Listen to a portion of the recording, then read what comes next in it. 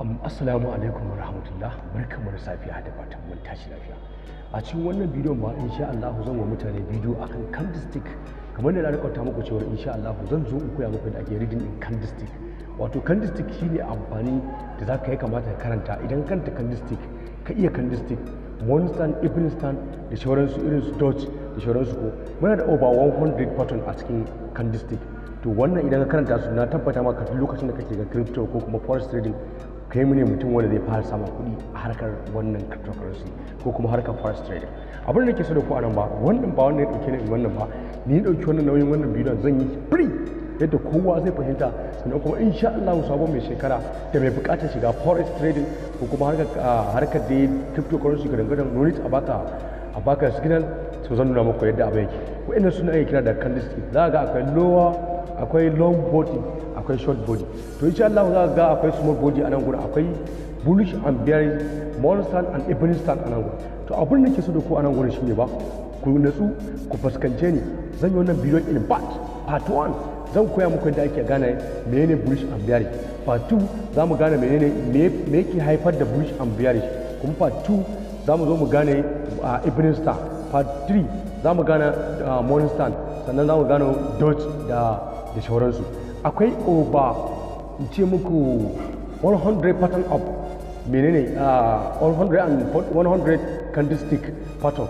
To in ka ce za ka iya gane waɗannan candlestick, to ta yana za ka fara fahimta me za ka yi a ciki, abin zai zama maka da abubuwan da za ka zo ka shiga wani rudani.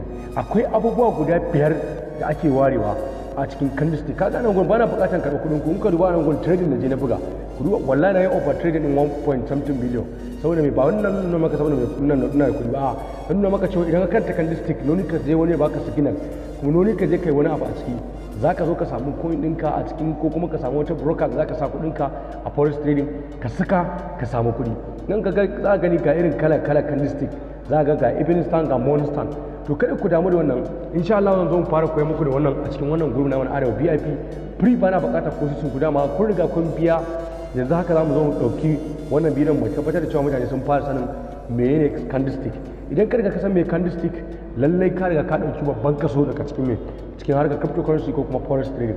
Dan duk mutum ya iya zana pattern, ya iya gane pattern na uptrend ko downtrend, market strategy da irin su support level and resistance. To wannan yana ƙara mutum ƙaimi wanda ba ko ba shi da moving average community channel index duk zai iya gane mai kasuwa take ainihin ciki, zai iya zuwa fixing ainihin flexing order ko yin si coin ko kuma flexing order na forex trading. Da haka ka bi na cikin wannan bidiyon ka ga abin zai kasance ko kuma ta yaya zan yi wannan abin, me ya kamata na yi saboda kowa su fahimta. Ku dubi screen yana da kyau, kun gan sa nan gurin. To wannan shine ake kira da bullish and bearish. To abin da yake faruwa ba za mu zo kai haka ba, zan dinga muku abin da ina zuwa trading viewing in na faɗa a nan gurin muka zana shi, in zana mai bayani akan sa sai mu shiga cikin trading viewing. Ba mun shiga cikin trading viewing kuma sai mu zo mu gano me yake nan cikin. Yanzu bari mu je mu yi zane, ma'ana mu zana mai bullish and bearish. Kuma duk lokacin da candlestick ya riga ya faru, kowanne candlestick yana da ma'anarsa, amma 5 pattern bullish and bearish, morning stand, evening stand, sai komi sai ainihin dodging stand, dole wa'annan sun fi kowanne amfani. Sannan sai shoot lokacin da mutane suka yi weak in candlestick. Duk a cikin wannan part na bidiyon ta raba muku part na bidiyon nan irin into 10 into me into pattern 10 into me into irin minti 10 minti 15 haka yanzu ganin ka kula da ba muku shi haka. To insha Allah zan zo muku bayanin abin nan yadda yake step by step. Yanzu na zo na riga na shiga inda zan yi zane, dan haka na so in zana wannan pattern din. Bari mu fara daukar red ko fara daukar green, bari mu fara daukar green tukunna ko muka dauka green zan zo in zana pattern din nan. Na zana green din pattern din nan zan je kuma na zana muku ne, mu je kuma cikin ainihin chart din mu gane wannan ya yake a ciki. So wannan shine ake kira da bullish and bearish. Bari mu zana shi kamar haka. So kaga zan zana shi kamar haka, yawa sai in ja shi kamar haka. So sai zan yi closing din shi a nan gurin haka kamar haka. So sai in aje shi haka. So wala Allah ka gane zai iya kasancewa wannan yana da weak a nan gurin. Kalla bari in ja weak a nan, na ja weak a nan, to yana small weak. Abinda ake nufi na nan ko kasan shi ne ake cewa open market, saman karshen sa inda ba wani dan week ma ana kiransa ne close market. So duk da ka bayan zo muku akwai drawing da zan zo in ba ku wanda na riga already na zana wannan drawing din. Yanzu mun zana bullish, to bari mu zo mu zana bari mu zana bearish. Yawwa, so yanzu kuna gani a nan gurin ko, so mun riga mun zana shi a nan. Abin da ya rage bari mu zo mu dan sa shi ya dan yi weak. Okay, to abin da nake so da kowa nan gurin gashi na sa shi yayi weak. To me ya kamata mu yi a nan gurin shine, yana da kyau a ce in ka shiga candlestick ka kalli abin da ka gashi kana gani ko, to wannan candlestick din akwai abin da yake nufi. Hakan yana nuna akwai bullish and bearish. To bullish and bearish da ka samu sun haɗe a guri ɗaya ne ko kuwa ba su faɗi a haɗe a guri guda ba. To akwai wanda kuma ka zo ka samu bullish and bearish din ba su da weak a saman su, sun zama sun haɗe a guri ɗaya, long one ne. Za mu shiga cikin duk abin mai bayani.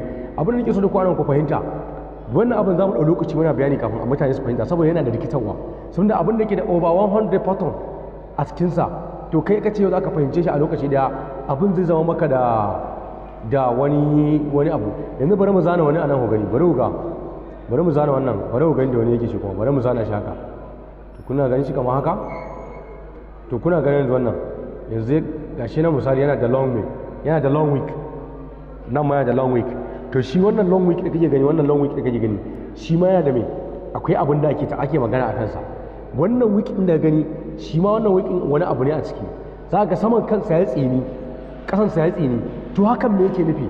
To duk wannan pattern ne za mu zo mu karanta su step by step, one by one, ta yadda kowannen mu sai tabbatar da ya iya wannan, wanda da ya faɗo kasuwa baya buƙatar signal, ko sai dai ga ya riga ya shige su a ciki.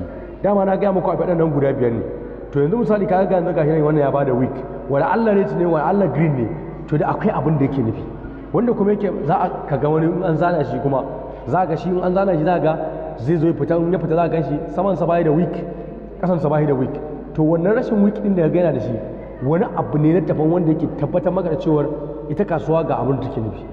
To duk lokacin da ka je ka samu candlestick misali yana da week haka yana nuna in saman sa ya tsini da yawa, to kasan sa bai tsini da yawa, haka yana gaya wa mutane suna kokarin danna kasuwa mai, suna kokarin danna kasuwa ta kasa.